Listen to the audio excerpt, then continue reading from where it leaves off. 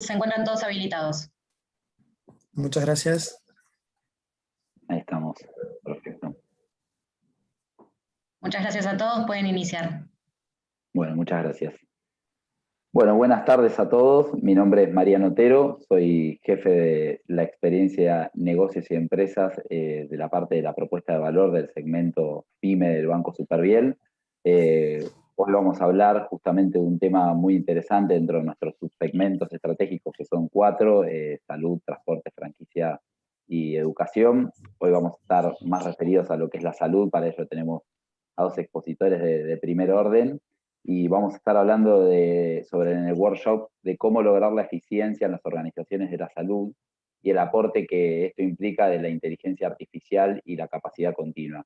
Conmigo me va a estar acompañando Ezequiel Bonialian. Bienvenido. Gracias, Mariano, por la presentación. Bueno, es un placer compartir este espacio con vos y con los 2 invitados especiales que tenemos hoy. Bienvenidos a todos. Hoy tenemos un tema muy interesante, como comentó Mariano, así que no los hago esperar más y voy a pasar a presentarles a nuestros invitados. Por un lado nos acompaña Claudio Perreta, director ejecutivo del Centro de Simulación Médica CIMER, médico con una vasta experiencia en capacitación continua y simulación. Por el otro lado tenemos a Hernán Lasanqui, ingeniero, CEO de Puma Health, un gran innovador, así que vamos a hablar un poquito también de inteligencia artificial con él. Bienvenidos a los 2, ¿cómo están? Muy bien, muchas gracias. Buenísimo. Si les parece, voy a ir comenzando con las preguntas. Hernán, me gustaría empezar con vos abriendo con una pregunta disparadora para la charla.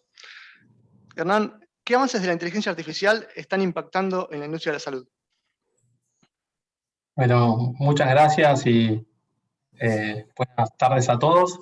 Es una pregunta súper interesante y me gustaría 2 minutos contarles quién soy y qué hago.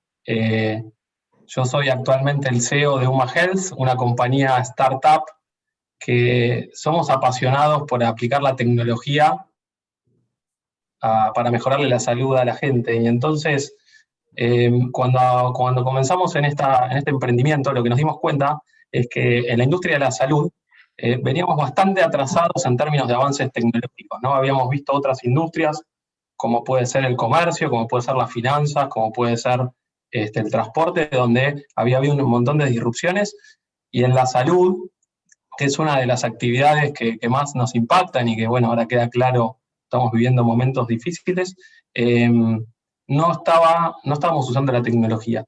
Y tu pregunta, ¿no? ¿Qué puede hacer la inteligencia artificial por la salud? La inteligencia artificial, básicamente, para explicarlo fácil a la gente que nos está viendo, permite que las computadoras de alguna manera puedan hacer actividades, en principio simples, a gran volumen y a escala, y hay algo que me apasiona, es que podemos lograr que los algoritmos y estas computadoras aprendan, ¿no? Como aprenden los seres humanos. Entonces, en un momento nos empezamos a imaginar y nos inspiramos en compañías que están por ahí en Europa o en Estados Unidos, y dijimos, ¿por qué no en Latinoamérica desarrollar algoritmos de inteligencia artificial para resolver algunos problemas en la salud? Uno de los rubros donde la inteligencia artificial está generando muchas disrupciones en todo lo que son los procesos diagnósticos. Ustedes saben que hasta ahora y desde hace muchísimos años, para diagnosticar siempre estaban los médicos, y los médicos se apoyan en datos, y en esos datos que en alguna situación lo obtienen de manera directa mirando a los pacientes, y en algunas otras situaciones lo van obteniendo a través de dispositivos o herramientas diagnósticas. Lo que nos dimos cuenta, y es algo que ya está funcionando en un montón de iniciativas, es que aplicando la inteligencia artificial podemos utilizar esos datos y de alguna manera detectar patrones y poder obtener diagnósticos en forma automática vía estos algoritmos inteligentes. Hay compañías que han hecho testeos y que han demostrado que, por ejemplo, determinados algoritmos de inteligencia artificial pueden diagnosticar algunas patologías con un nivel de precisión mayor que los médicos. Y nosotros estamos en un estadio donde creemos que le podemos apoyar a los médicos para que puedan tener diagnósticos más precisos utilizando inteligencia artificial. Otro de los aportes que puede hacer la inteligencia artificial es básicamente 2 áreas muy humanas, ¿no? Una es la visión y el otro es la comprensión del lenguaje. En lo que es visión, hay dispositivos que podemos utilizar en la salud y que, por ejemplo, en UMA estamos desarrollando y utilizando, que tienen que ver con reconocimiento facial. Esto es algo que ya se conoce. Y, por ejemplo, cuando un médico va a ingresar a la plataforma para atender en forma remota, lo primero que hacemos es asegurarnos que ese médico sea quien dice ser y que tenga la identidad que puso en la plataforma para garantizar a los pacientes que ese médico está habilitado. A su vez, hay algunos algoritmos que también desarrollamos que permiten, a partir de imágenes, poder generar diagnósticos. Esto puede ser alguna foto de algún lunar en la piel, o hay algunos algoritmos más avanzados que también permiten reconocimiento de imágenes, poder, a través de variaciones de colores de determinados puntos de la cara, poder obtener el ritmo cardíaco y algunos signos vitales. Eso en términos de visión, pero también podemos tener el procesamiento del lenguaje, y ustedes saben que históricamente los médicos siempre toman nota de historias clínicas y van guardando un montón de información relevante.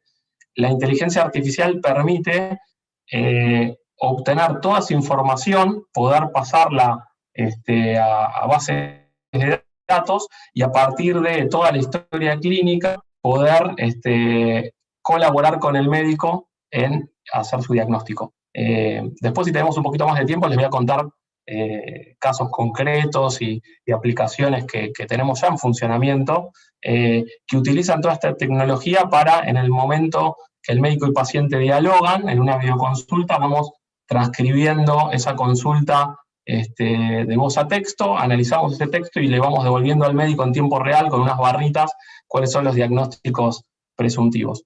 Otras aplicaciones que también la inteligencia artificial está ayudando mucho es, ustedes saben que en medicina y en salud, todo lo que son recursos médicos son escasos. Entonces, ¿qué pasa si ponemos estos algoritmos a asignar recursos de una manera inteligente a gran escala? Y acá tenemos otros ejemplos concretos donde ya estamos utilizando, que por ejemplo, cuando hoy un cliente de UMA pide un test de COVID, un hisopado a domicilio, hay un algoritmo ahí que va asignando al enfermero que está más cerca del domicilio en función de la distancia, la antigüedad y el recurso, y va haciendo ese ruteo, permitiendo que la persona pueda pedir un test de COVID a domicilio y recibirlo en el tiempo como estamos acostumbrados por ahí a pedir en el delivery una pizza, ¿no? Y por qué no darle a los pacientes esa posibilidad de tener una experiencia digital y sin fricciones, como nos gusta decir, utilizando todas estas herramientas. Así que, en síntesis, es poner la tecnología al servicio de la gente y construir plataformas que tengan esta tecnología ya en el origen, y lo que más orgulloso nos pone es que estamos desarrollándolas todas in-house desde Latinoamérica para el mundo. Hernán, es súper interesante lo que hacen. La verdad que, nada, charlando y escuchando un poco lo que vos nos comentabas, seguramente surjan consultas ahí en el chat, así que también si de estas preguntas primeras como para empezar y para ir escuchándolos un poco, surgen dudas o preguntas o repreguntas, nosotros después en el chat vamos a estar con Ezequiel compartiéndoles algunas a vos y a Claudio. Linkeando esto que vos comentabas, se me ocurre preguntarle por ahí a Claudio, ¿qué rol cumple la simulación en la capacitación continua y de qué forma puede mejorar la eficiencia en las organizaciones de la salud? Porque me imagino que el universo es infinito y bueno, nada, vos que sos un especialista, digamos, en lo que es la capacitación continua y la simulación, digamos, nos podrías aportar más valor sobre ese tema. Bueno, buenas tardes a todos, gracias por la invitación. Bueno, nosotros somos un centro de simulación, el primer centro de simulación privado que hubo en Argentina, y la capacitación continua se da de muchas formas, una de ellas es la simulación. ¿Y por qué es importante la simulación y por qué es importante la capacitación continua? Cuando uno aprende algo, ese aprendizaje, esa competencia, tiene fecha de vencimiento. Quiero decir, si uno no lo pone en práctica, lo va olvidando, va perdiendo la experticia que fue adquiriendo, y muchas veces en medicina uno no está permanentemente expuesto a las mismas situaciones, y sucede que quizás hace mucho tiempo que no me enfrentaba a una situación determinada, y si la había puesto en práctica, puede ser que no tenga mis mejores condiciones a la hora de tener que actuar. Por eso es importante la capacitación continua. El rol de la simulación en la capacitación continua es muy importante porque es aprender haciendo. A ver, para explicar de alguna forma, a nadie se le ocurriría que un piloto de aviación aprenda a volar un avión en un avión de verdad y lleno de pasajeros. Pero tampoco se le ocurriría que para mantener, porque gracias a Dios no es de todos los días, a nadie se le ocurriría que ese mismo piloto que ya tiene su brevet y que ya está volando hace muchos años, practique cómo manejarse en una emergencia, por ejemplo, acuatizar con un avión lleno de pasajeros. Pero lo importante de esto es que si alguna vez se le presenta la emergencia, que él tenga todas esas competencias frescas. De esta misma forma actúa la simulación en la medicina. De hecho, la simulación en la medicina está tomada de lo que es la simulación en la aviación. Entonces, hoy existen formas de que el médico aprenda, pero también mantenga sus competencias frescas sin que ese aprendizaje tenga como pagador, por decirlo de alguna forma, al paciente.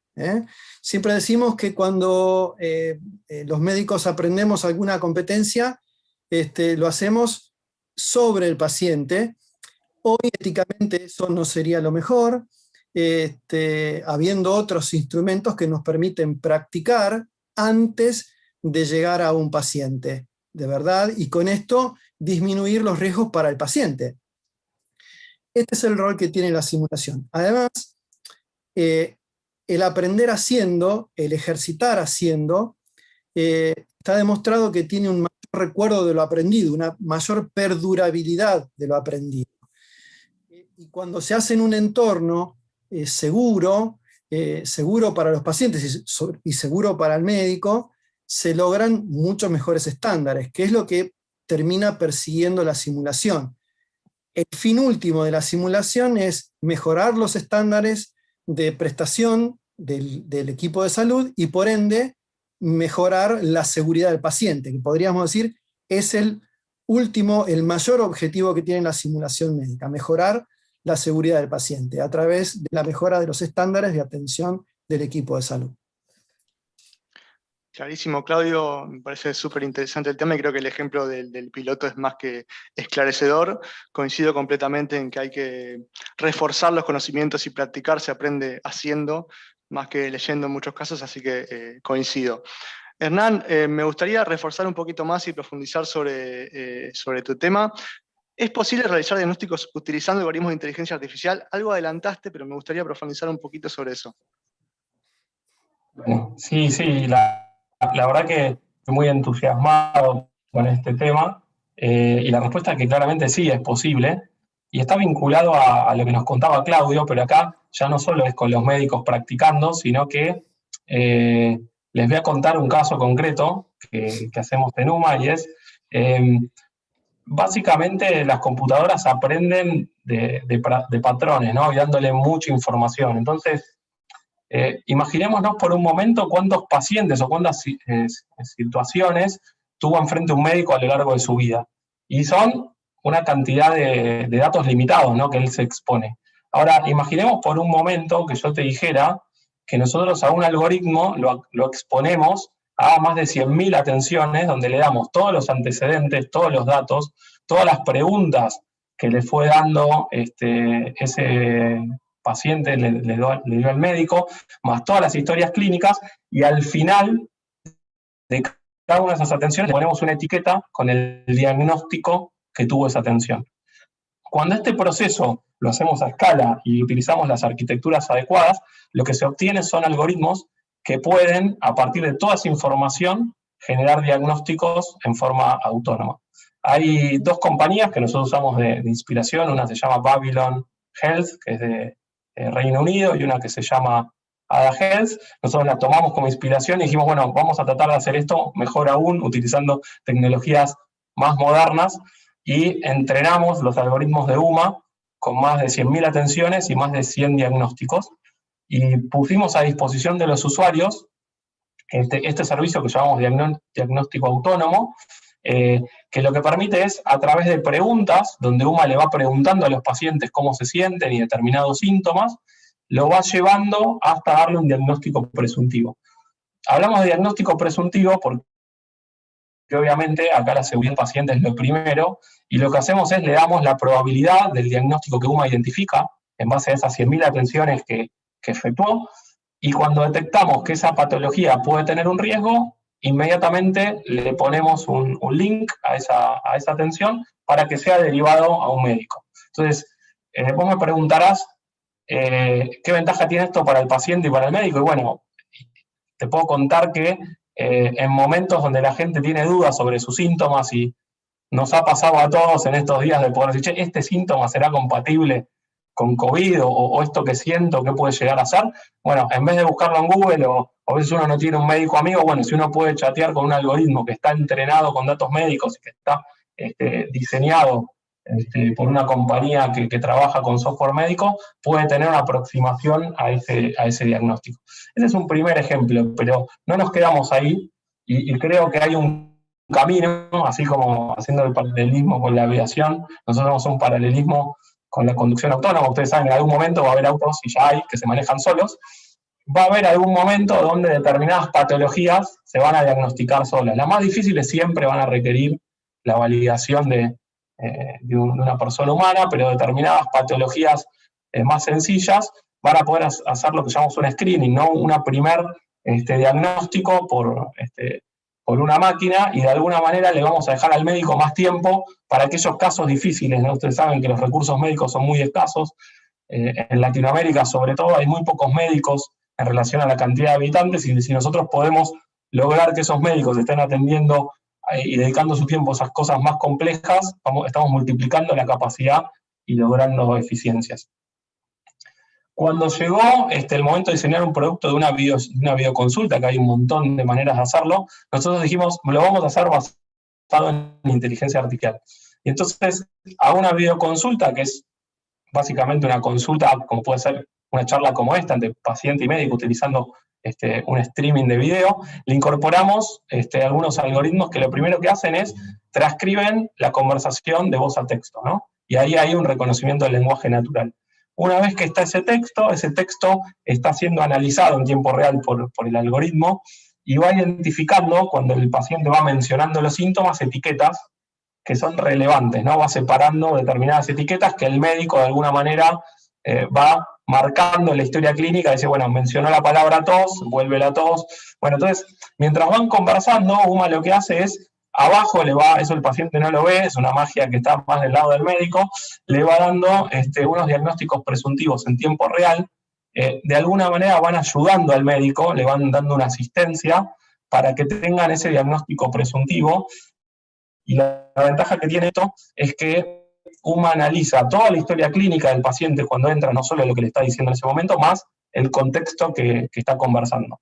Entonces, ahí ya tenemos dos ejemplos donde la inteligencia artificial está o diagnosticando en forma autónoma o está asistiendo al médico en un diagnóstico. Y hay un tercer ejemplo, que eso también está funcionando, donde cuando alguien es diagnosticado con una patología, vieron que muchas veces uno va al médico y ahí queda, ¿no? Y dice, bueno, ¿quién me hace el seguimiento? ¿Cómo sigue la evolución? Y nosotros dijimos, ¿qué pasa si ese seguimiento lo hacemos digital, ¿no? Con un acompañante digital personalizado a lo que cada paciente puede necesitar? Y obviamente el primer caso de uso que explotó es el seguimiento de COVID, ¿no? Entonces tenemos a UMA Care, que básicamente lo que hace es, durante 10 días va haciendo preguntas, todos los días te pregunta, te manda un WhatsApp, te manda un link, y te va preguntando cómo te sentís. Y lo interesante es que si evolucionás favorablemente, básicamente eso después hay una consola que se va monitoreando, que no hay ninguna acción por tomar. Pero si hay un desvío y un empeoramiento de la condición, inmediatamente se te deriva con un médico, y por otro lado se va armando un mapa de calor, donde se van viendo cada uno de los casos en sus domicilios, cómo evoluciona esa patología, ¿no? Entonces, de vuelta, con muy pocos recursos, o con recursos limitados, uno puede administrar la salud de grandes poblaciones. Y todo esto es algo que ya existe, digamos, no es futurología, es algo que en UMA lo desarrollamos, que está funcionando, que hay varias obras sociales que lo han contratado, y hay gente particular que también entra y que lo utiliza. Así que esa es una primera parte. Estamos haciendo investigaciones donde también queremos usar lo que se llaman biomarcadores, que esto es básicamente utilizar la información de la cámara del teléfono o del micrófono del teléfono sin ponerle sensores sofisticados para poder tomar signos vitales de los pacientes, ayudarle y darle a los médicos alguna información para ayudar en ese diagnóstico. Así que ahí ya hablamos de una serie de ejemplos donde claramente se ve que la inteligencia artificial ayuda en los diagnósticos, y piensen en la cantidad de gente que por ahí no accede a un médico, ¿no? Porque muchos de los que estamos acá por ahí tenemos la suerte de poder acceder a los sistemas de salud.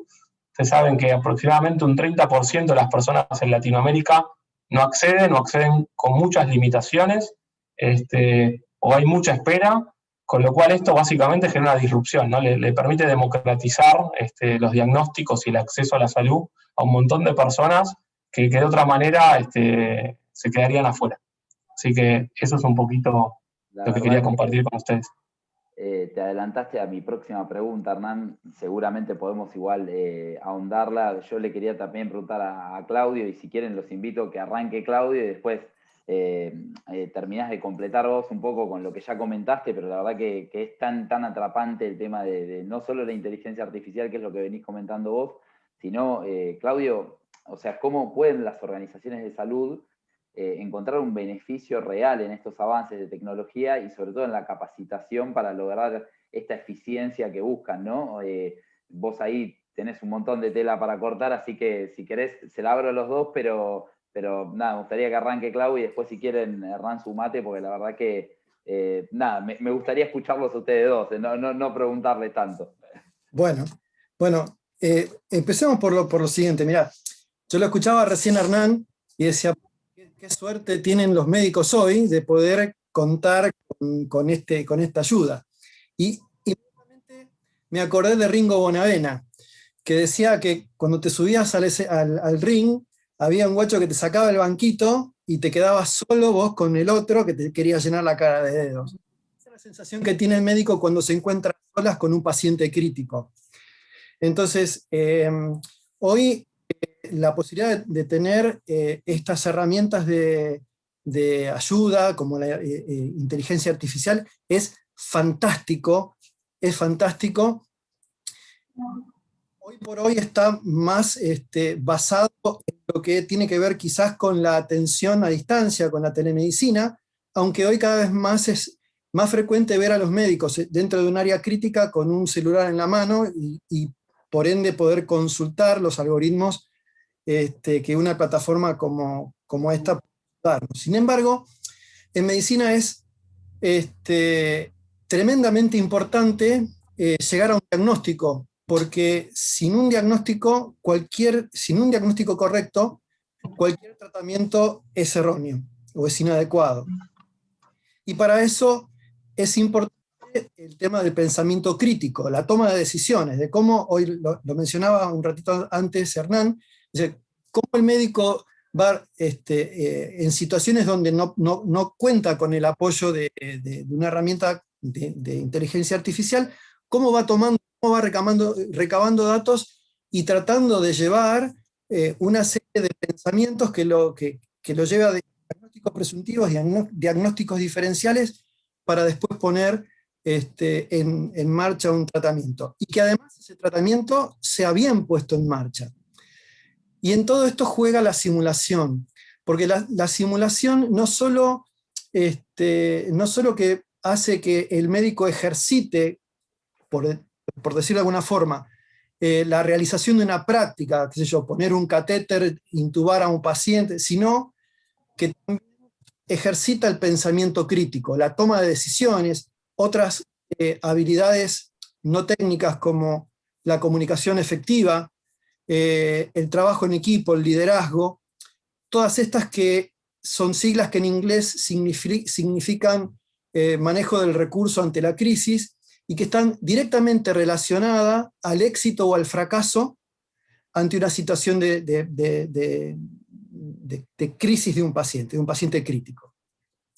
Entonces, hoy la simulación, que es básicamente una herramienta educativa que se apoya en la tecnología, y que esta tecnología hoy nos permite tener simuladores de paciente que, para contarles, hablan, lloran, transpiran, tienen pupilas reactivas a la luz, tienen absolutamente todos los pulsos, se le pueden sacar sangre, se le puede tomar la presión, se le puede hacer masaje cardíaco, se los puede chocar con corriente eléctrica, se los puede intubar, conectar a un respirador. En definitiva, se le puede hacer casi lo mismo que un paciente real. Se puede interactuar con ese simulador, se puede trabajar en equipo con otro colega. Realmente hoy se puede hacer muchísimo en lo que se refiere al mantenimiento de las competencias y a la adquisición de nuevas competencias. Pero no solo se puede trabajar en cuestiones clínicas. Hoy también tenemos simuladores de endoscopía digestiva, de endoscopía respiratoria, simuladores de cirugía laparoscópica, de artroscopía, de procedimientos endovasculares. Y todo esto hace que el médico pueda mantenerse bien entrenado para que antes de afrontar a un paciente real, porque digamos, el aprendizaje con el paciente nunca va a ser reemplazado por la simulación, pero sí la simulación hace que se reduzcan los riesgos. Yo y los riesgos en simulación, además de vidas, implican gastos enormes, y a eso apunta la simulación, a reducir estos gastos, a ser más efectivo, porque, por ejemplo, si uno tiene en cuenta que para el 2016 el British Medical Journal publicó que en Estados Unidos, tomando en cuenta cualquiera que fuera la causa de muerte, el error médico era la tercera causa de muerte, tenemos que tener en cuenta la importancia que implica que el médico se capacite permanentemente para reducir esos márgenes de errores. Si uno pudiera en algún punto poner en dinero lo que una institución podría ahorrarse por internaciones prolongadas, por una infección intrahospitalaria, por el solo hecho de que su personal aprenda a lavarse las manos correctamente, y lo que se ahorraría en términos de prolongamientos de internaciones, disminución de estudios complementarios ligados a esa prolongación de la internación, mayor uso de consumibles, mayor uso de medicinas, menor girocama. Esto sin tener en cuenta lo más importante, que es la vida humana, ¿no? Y por esto hoy la simulación, creo yo, que es una excelente herramienta para que a través de la capacitación continua se reduzcan estos riesgos.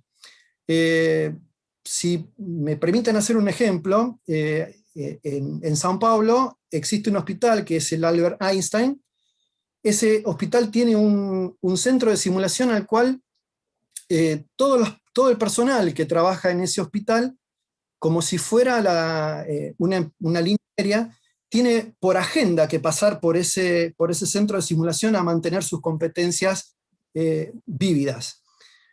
Pero además, si en el medio surge un emergente, por ejemplo, una infección determinada, pongamos catéteres de vía central, desde la organización del hospital convocan al centro de simulación a todos los sectores involucrados, reentrenan, y se nota después cómo van bajando nuevamente la incidencia de esas infecciones. Y por ende, todos los costos en vidas humanas, en costos materiales que tienen que ver con esas infecciones. Por eso digo, hoy la tecnología que apoya a esta herramienta educativa, que es la simulación, aspira a aumentar la eficacia y la eficiencia en términos de salud.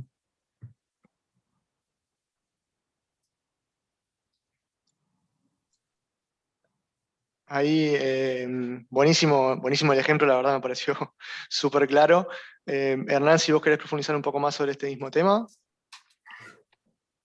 Bueno, hablamos de eficiencias, de reducción de costos. La verdad que piensen que, por ejemplo, en Latinoamérica los países o las sociedades invierten aproximadamente el 8% de su Producto Bruto en salud. Hay países como Estados Unidos que invierte el 14%, Argentina un 8%, en Latinoamérica estamos entre el 6 y el 8 en los países. O sea, hay mucho recurso destinado a los sistemas de salud.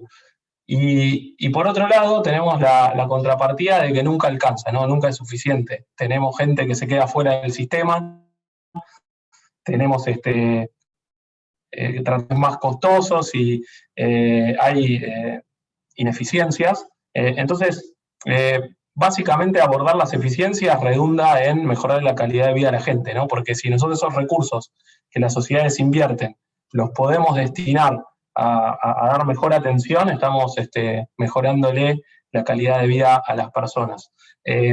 Y lo que yo soy un convencido, porque me encanta la tecnología, es que la tecnología es un habilitador para lograr esas cosas, que de otra manera serían imposibles, ¿no? Por un lado, si uno lo hace a mano o quiere hacer transformaciones a la manera tradicional sin usar estas herramientas espectaculares, se queda corto. Yo les voy a contar algunos ejemplos concretos que ocurrieron ahora y que los viví desde UMA y desde los clientes de UMA, ¿no? ¿Cómo era el mundo antes de la irrupción de esas tecnologías? Y de hecho, nosotros mismos o nuestra familia, cuando nos decían, bueno, llamo por teléfono, me contacto con un call center, ¿y qué pido? Un médico a domicilio. Esa era tal vez, en Argentina por lo menos, que es algo una práctica común. Después de algunas horas, había un profesional que se movía a tu casa y que te diagnosticaba y te solucionaba el problema. Cuando llegó la pandemia, eso no pudo usar más, digamos, ¿no? O sea, el médico no podía ir, era riesgoso, estábamos todos guardados. Y ahí nosotros vimos una explosión en el servicio de videoconsultas que les conté antes. Entonces, lo que antes era una pérdida de tiempo, tanto para la persona, ¿no? Que tenía que esperar a que le decían, bueno, dentro de las 6 horas, ¿no? Y ahora en momentos de pandemia, dentro de las 12. O sea, el sistema está colapsado, uno en minutos puede acceder a un profesional. Había y sigue habiendo un tema, digamos, desde el punto de vista de adopción, ¿no? Nosotros como personas, y a mí también me pasaba, ¿será que un médico por una pantalla me tiene que tocar, ¿no? Para diagnosticarme? Bueno, lo que les puedo contar es que ya hicimos más de 800.000 atenciones en la plataforma, con un nivel de satisfacción altísimo y con un nivel de eficiencia espectacular. O sea, lo que antes costaba uno, ahora con este sistema cuesta un tercio. Básicamente, ¿por qué? Porque el médico reduce muchísimo el tiempo que tiene que pasar viajando y reduce mucho tiempo el tiempo que está enfrente del paciente. Cuando uno ingresa a una plataforma digital, ya llena, y por ejemplo en UMA va contestando cómo se siente, todos los antecedentes, va haciendo como un assessment previo a la consulta, que cuando entra al consultorio el médico ya tiene toda la información disponible, con lo cual se dedica a mirar al paciente y preguntarle aquellas cosas que necesita para después cerrar la atención y le envía la receta en forma digital. El paciente en minutos tiene acceso y va a la farmacia. Les cuento que 7 de cada 10 veces se puede solucionar de esa manera sin necesidad de derivar a un consultorio, ¿no? Y eso es un cambio de paradigma. 7 de cada 10 veces con alto nivel de satisfacción, con un costo de un tercio. Imagínense reducir a un tercio el costo de lo que costaba antes atender esa primera atención. Y todo esto está disponible para las organizaciones de la salud, ¿no? O sea, en la medida que van viendo que esto es posible, estaba viendo en el chat gente que decía, bueno, yo por ahí tengo un laboratorio, ¿cómo hago para digitalizarlo? ¿Cómo hago para adoptar estas tecnologías y poder traer estas eficiencias que se pueden ver como ahorrar costos o con el mismo costo atender el triple o X% más de gente?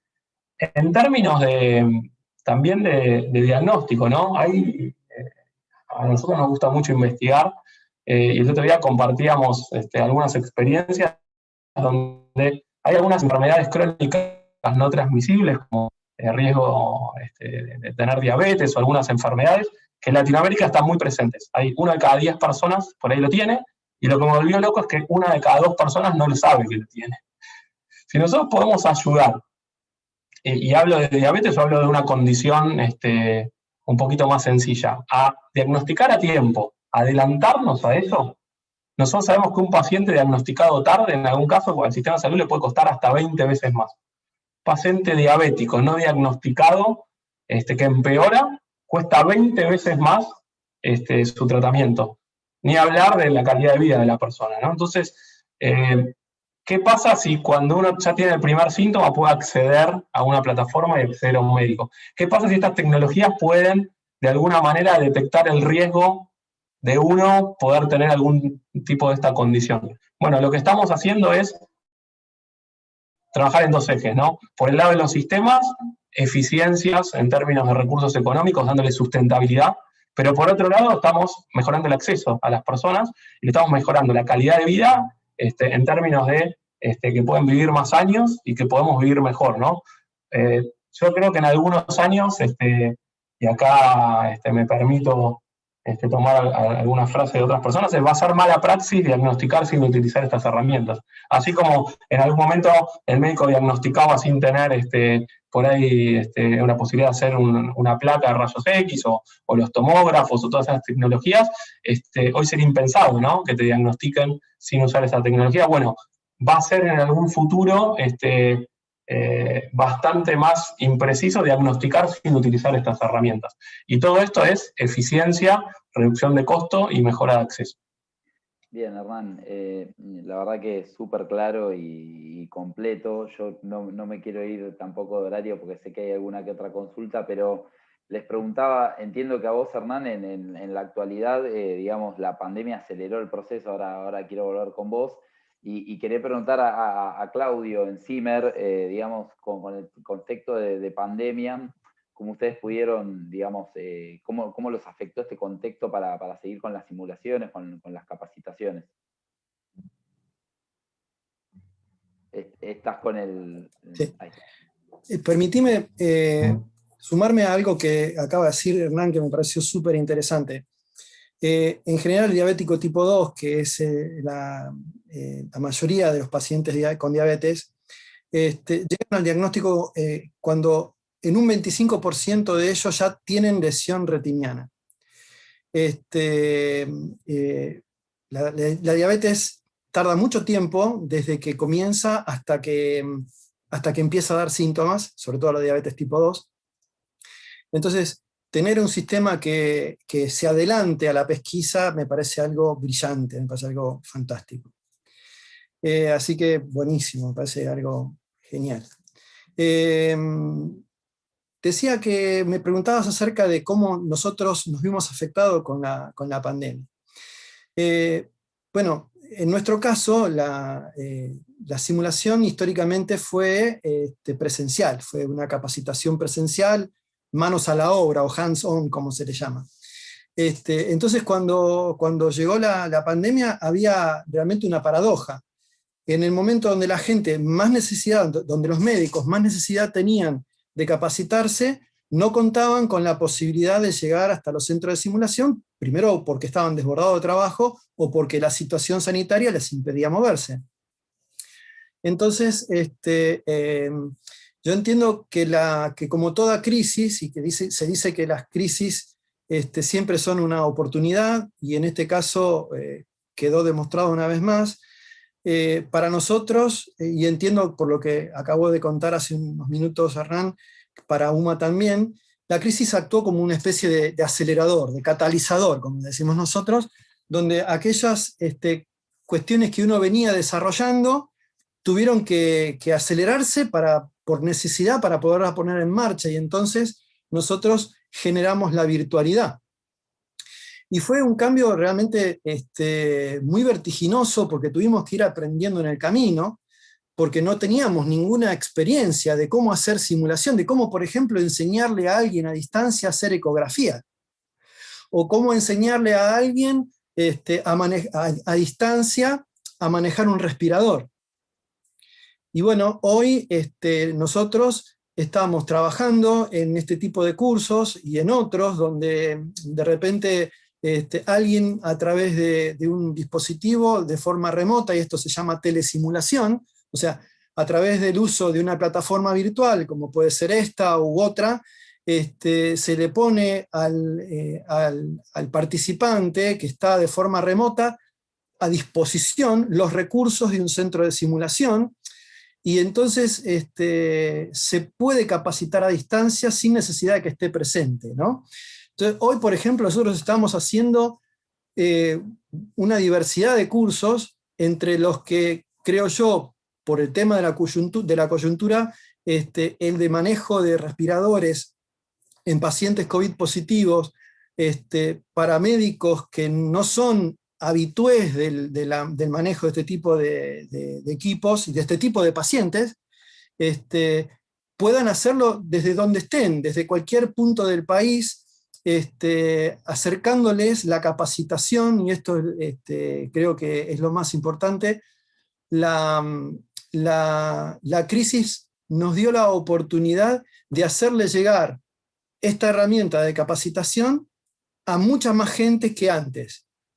Y esta modificación, esta reinvención que tuvo que ver con la necesidad, llegó para quedarse. Llegó para quedarse. Hoy ya estamos pensando en otros nuevos cursos que tienen que ver con la simulación a distancia y con nuevas plataformas que tienen que ver con otro tipo de simulación, que van a permitir que el médico utilice esta herramienta educativa sin necesidad de que tenga que viajar, sin necesidad de que por ahí tenga que dejar su hospital para llegar. Así que lo que antes parecía impensable, como por ejemplo enseñarle a un cirujano a hacer nudos en cirugía laparoscópica, o hacer una cirugía de riñón de forma laparoscópica, bueno, hoy lo estamos haciendo. Okay. Lo estamos haciendo vía Zoom, con simuladores específicos que se le entrega a la distancia a los interesados, y a través de la herramienta el instructor puede estar supervisando lo que hace a la distancia el participante, y el participante puede estar viendo lo que hace el instructor a distancia, y bueno, realmente estamos muy muy contentos de que podamos haber ampliado este espectro de llegada, como así lo decía Hernán. Hoy hay mucha más llegada a la atención con la inteligencia artificial. Bueno, también en nuestro caso, también hay mucha más llegada con la virtualidad a la capacitación continua. Bien, buenísimo. La verdad que, nada, por suerte hay procesos que se agilizan y que generan capilaridad. Creo que en el caso de Zimmer y de UMA Salud eso sucede. Nosotros de Banco Superviel acompañamos proactivamente al subsegmento salud y tenemos una propuesta también diferenciadora para este tipo de intérpretes de la cadena de valor salud. Así que nada, no me quiero pasar con el tiempo porque estamos ahí medio justos. Agradecerles a los dos la participación. Creo que fue una charla súper interesante. Tenemos ahí preguntas, por un tema de horario no llegamos por ahí a contestarlas, pero sí quedamos abiertos tanto de Superviel como para acompañarlos, tanto Hernán y Claudio, para dar esas respuestas o lo que necesiten. Y desde ya muchas gracias a los dos por la participación y por la precisión, y a ese por el acompañamiento del workshop. Muchas gracias. Bueno, muchas gracias a todos.